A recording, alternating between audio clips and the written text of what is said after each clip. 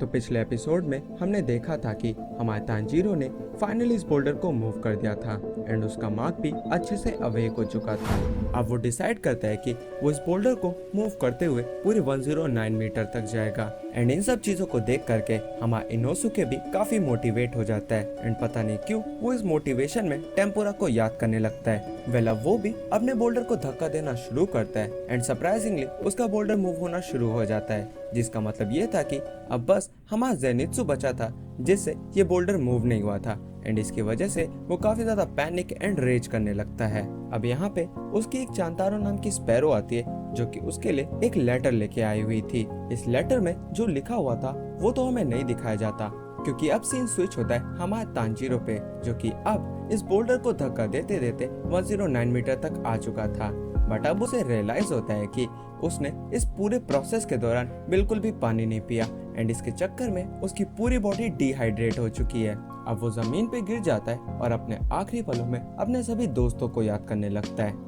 But Tanjiro का अंत अभी पास नहीं था एंड इसीलिए उसे बचाने के लिए हमारे ग्योमा भाई साहब आते हैं। वो यहाँ पे आते ही तांजीरो पे काफी सारा पानी डालते हैं एंड उसे बताते हैं कि उसकी ट्रेनिंग यहाँ पे कंप्लीट हो चुकी है। यहाँ वो तांजीरो के एक और पास्ट के इंसिडेंट को मेंशन करते हुए कहते हैं कि तांजीरो ने सॉर्डस्मिथ विलेज में अपनी बहन को ना बचाते हुए विलेजर्स को बचा के काफी अच्छा काम किया एंड इसलिए वो उसे एक ग्रेट सॉर्ड्समैन मानते हैं। वेल यहाँ हमारा तांजीरो ये सब सुन के थोड़ा कंफ्यूज होता है एंड जब वो ग्योमा को अपनी बात एक्सप्लेन करने की कोशिश करता है तब ग्योमा उस पर काफी सारा पानी डाल रहा था जिसकी वजह से तांजीरो कुछ बोल नहीं पाता। वो यहाँ पे ग्योमा से पानी रोकने के लिए कहता है एंड बताता है कि वो डिसीजन लेने में भी उसकी बहन ने उसकी मदद की थी एंड उसके बिना वो ये सब कुछ नहीं कर पाता। जिसे सुन के ग्योमा सोचता है कि बच्चे ज्यादातर झूठ या फिर गलत का सहारा लेते हैं, लेकिन तांजीरो इन सब से काफी अलग है एंड अब उसे अपना पास्ट याद आता है। यहाँ हमें दिखाया जाता है कि पहले हमारे ग्योमा भाई साहब एक ऑर्फनेज रन किया करते थे एंड इस ऑर्फन में वो सभी बच्चों के साथ एक फैमिली की तरह रहते थे। यहाँ सारे लोग एक दूसरे की मदद किया करते थे और काफी खुश भी रहते थे। एक बार लंच टाइम के दौरान एक सायो नाम की लड़की मिस्टर ग्योमा को खाने के लिए एक फिश देती है क्योंकि उसके हिसाब से मिस्टर ग्योमा काफी दुबले पतले एंड उन्हें थोड़ा ज्यादा खाना खाना चाहिए। वेल इस पे ग्योमा बताते हैं कि उन्होंने काफी कठोर ट्रेनिंग की है एंड उस ट्रेनिंग के बल पे अब उन्हें भूख नहीं लगती, जिसे सुन के वो सारे बच्चे हंसने लगते हैं एंड ग्योमा खुद काफी मुस्कुराता है। बट एक रात ये सब कुछ बदल जाता है जब एक ऑर्फन के बच्चे को एक डीमन कैप्चर कर लेता है। यहाँ वो बच्चा अपनी जान बचाने के लिए ऑर्फन के सभी बच्चों का पता बता देता है और तो और वो विस्त्रा एसेंस जो डीमन को दूर रखने के लिए इस्तेमाल की जाती थी उसे भी वहाँ से हटा देता है एंड इस वजह से वो डीमन डायरेक्ट टेंपल के अंदर एंटर कर पाता है। वो अंदर आते ही 4 बच्चों को वहीं पे मार देता है एंड ग्योमा जब बाकी बच्चों को बचाने की कोशिश करता है तो वो बच्चे ग्योमा की बात ना मानते हुए वहाँ से भागने लगते हैं एंड इस चक्कर में 3 और बच्चे मारे जाते हैं। अब यहाँ पे बस सायो ही बची हुई थी जिसने ग्योमा की बात मानी थी एंड इसीलिए अब ग्योमा उसे बचाने का लास्ट ट्राई करता है। वो इस फाइट में अपनी पूरी जान लगा करके लड़ता है एंड फाइट के दौरान वो उस डीमन के हाथ पैर भी उखाड़ देता है। यहाँ वो डीमन भी ग्योमा के सर पे एक अटैक करता है जिससे उसके सर पे एक मार्क आ जाता है। बट इस चीज का ग्योमा पे कुछ खास फर्क नहीं पड़ता। उसे आज पहली बार ही अपनी स्ट्रेंथ के बारे में पता चला था एंड इस स्ट्रेंथ के बदौलत ही वो उस डीमन में इतने घूसे भरता है कि वो डीमन वहीं पे मर जाता है। लेकिन फिर भी ग्योमा उसे डे ब्रेक होने तक मारता ही रहता है एंड जब फाइनली डे ब्रेक होता है और कुछ लोग उन्हें लेने के लिए आते हैं तब हमारी सायो उन सभी के सामने मिस्टर ग्योमा को एक मॉन्स्टर बोल देती है और इसकी बदौलत हमारे ग्योमा सर को उन सभी बच्चों का कातिल बोल दिया जाता है, जिसे सुन के ग्योमा खुद काफी शॉक होता है क्योंकि वो तो ये एक्सपेक्ट कर रहा था कि सायो उसे बचाने के लिए थैंक्स कहेगी। बट यहाँ पे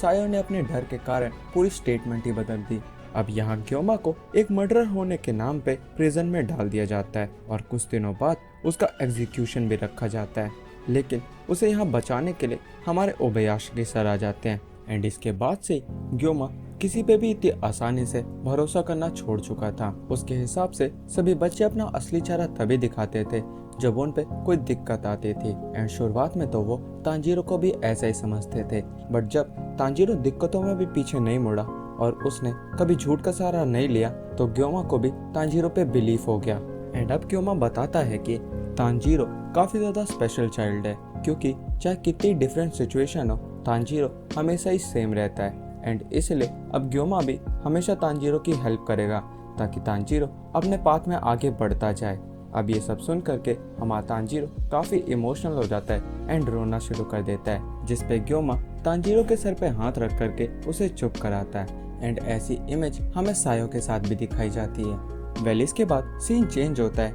एंड हमें तांजीरो, गेन्या और इनोसुके को लंच करते हुए दिखाया जाता है। यहाँ हमारा गेन्या ग्योमा के बारे में बता रहा था, जो कि पहले तो गेन्या को तेत्सु गोकू की तरह लेने से मना कर देता है क्योंकि उसके पास कोई टैलेंट नहीं था। लेकिन जब उसे पता चलता है कि गेन्या डीमंस को खा सकता है तो वो उसे एज अप्रेंटिस लेने के लिए मान जाता है एंड उसका फिजिकल चेकअप कराने के लिए वो उसे मिसेस कोचा के पास जाने के लिए कहता है। एंड जब गेन्या मिस्टर ग्योमा की बात मान करके मिस कोचा के पास जाते हैं तो मिस कोचा उसे काफी अजीब तरीके से देखती है और उसे हर बार मिलने पे काफी लेक्चर भी देती है। अब यहाँ हमारा गेन्या इस चीज से काफी परेशान हो रखा था और यहाँ दूसरी तरफ हमारा इनोसुके बेशर्मों की तरह खाना खाया ही जा रहा था। उसने यहाँ पे अपना तो खाना खत्म ही कर लिया था एंड अब वो जेनित्सु के खाने की तरफ हाथ बढ़ाता है। तांजीरो यहाँ पे उसे रोकता है और बोलता है कि ये जेनित्सु का खाना है एंड इनोसुके को इसे नहीं खाना चाहिए, जिस पे इनोसुके कहता है कि अगर जेनित्सु यहाँ पे अवेलेबल नहीं है तो ये खाना भी उसका नहीं है, जो कि सुनने में थोड़ा बहुत लॉजिकल तो लगता है बट फिर भी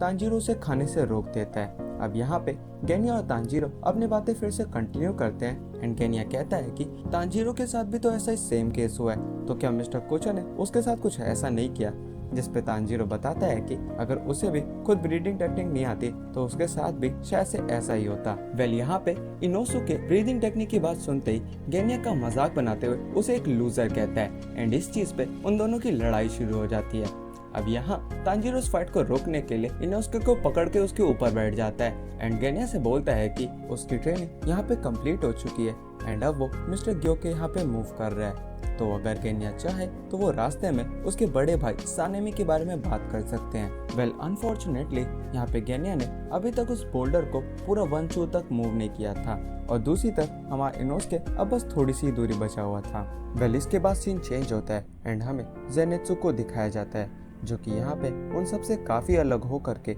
एक डिफरेंट लोकेशन पे आया हुआ था। यहाँ हमें ये भी पता चलता है कि जेनित्सु 2-3 दिनों से किसी से सही से बात नहीं कर रहा एंड वो काफी अकेला अकेला भी रह रहा है, जिसे जान करके हमारा तांजीरो काफी परेशान होता है एंड अब वो जेनित्सु से मिलने के लिए आता है। यहाँ वो उसके लिए कुछ फिशेस लेके आया हुआ था, जो कि वो उसे ऑफर भी करता है एंड बताता है कि उसकी ट्रेनिंग यहाँ पे कंप्लीट हो चुकी है एंड अब वो अपने नेक्स्ट लोकेशन पे जा रहा है, जिसे सुन के जेनित्सु कुछ खास रिप्लाई तो नहीं देता बट वो तांजीरो को उसका बेस्ट करने के लिए कहता है एंड अपने लिए अब उसने एक क्लियर गोल बना लिया,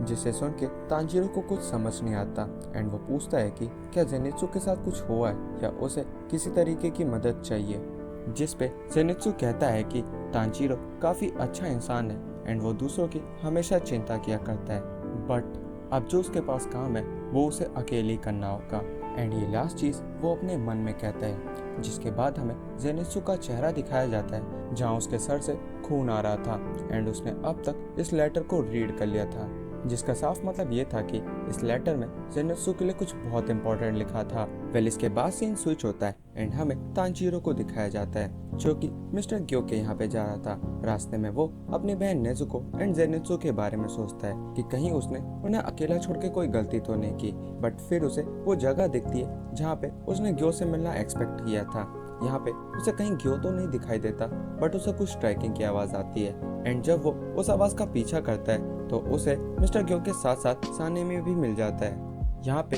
ये दोनों एक दूसरे से फाइट कर रहे थे फॉर द हार्शर ट्रेनिंग। ये फाइट इतनी ज्यादा इंटेंस हो रखी थी कि एक नॉर्मल ह्यूमन का इसे देख पाना काफी मुश्किल था, बट अब तक हमारे तांजीरो ने अपना मार्क अवेक कर लिया था एंड इसलिए अब वो उन लोगों के मूव देख पा रहा था। वेल अब ये फाइट अपने एंड पे आती है एंड ये दोनों अपने लास्ट मूव परफॉर्म करते हैं, जिससे इन दोनों की स्वॉर्ड टूट जाती है। लेकिन अभी भी हमारा साने में रुका नहीं था, वो ग्यो को एक हैंड टू हैंड कॉम्बैट के लिए चैलेंज करता है एंड ये सुनते ही हमारा तांजीरो डर जाता है। उसे लग रहा था कि कहीं सानेमी ग्यो को मारना ना चाहता हो एंड इसलिए अब वो इस फाइट के बीच में कूदता है। उसे यहाँ पे ये तो नहीं पता था कि आखिर ये लोग फाइट किस लिए कर रहे हैं एंड इसलिए अब वो अपना दिमाग चलाता है एंड मोस्ट इलॉजिकल रीजन सोचता है कि कहीं सानेमी रेड बीन सूप के लिए तो लड़ाई नहीं कर रहा क्योंकि जब तांजीरो मिस्टर सानेमी के यहाँ पे ट्रेनिंग कर रहा था तब उनसे हमेशा mocha rice and red bean paste की स्मेल आती रहती थी। एंड जब वो ट्रेनिंग करके वापस जाते थे तो उनके कमरे से भी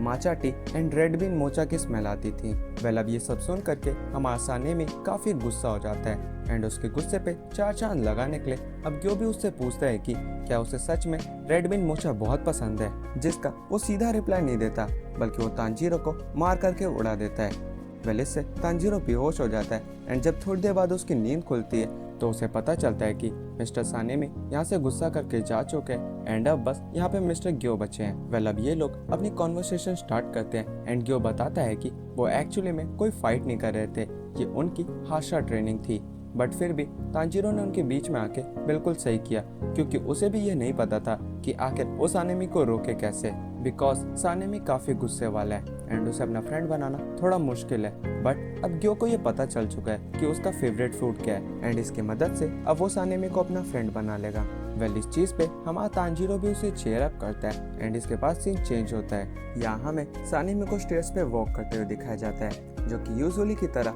काफी गुस्से में कहीं जा रहा होता है। वो रास्ते में तांजीरो की कही हुई बात को याद कर रहा था जिससे उसे और ज्यादा गुस्सा आ रहा था। बट तभी उसे किसी और चीज की प्रेजेंस फील होती है एंड जैसे ही वो उसे पकड़ लेता है तो उसे पता चलता है कि ये अपर रैंक फोर्ट किया है एंड अब तक उन्हें इन्फिल्ट्रेट किया जा चुका है। वेल इसके बाद सीन चेंज होता है इस एपिसोड के मोस्ट एक्साइटिंग पार्ट मूजांग की एंट्री पे, क्योंकि अब हमारा मूजांग आ चुका है डीमन स्लेयर्स के घर यानी डीमन स्लेयर हेडक्वार्टर में। यहाँ वो काफ़ी स्टाइलिश वे में फॉग के बीच में से एंट्री लेता है एंड धीरे धीरे अपने कदम बढ़ाते हुए ओबयाशिकी के पास जाता है। यहाँ हमारे ओबयाशिकी को भी ये पता चल गया है कि मूजांग उनके बेस में एंटर कर चुका है एंड अब वो उसी के पास आ रहा है। वेल जब फाइनली मूजांग उसके पास आता है तो ओबयाशिकी उसे काफ़ी जेंटली ग्रीट करता है, बट यहाँ मूजांग उसका मजाक बनाने लगता है एंड यहीं पे एपिसोड का एंड हो जाता है।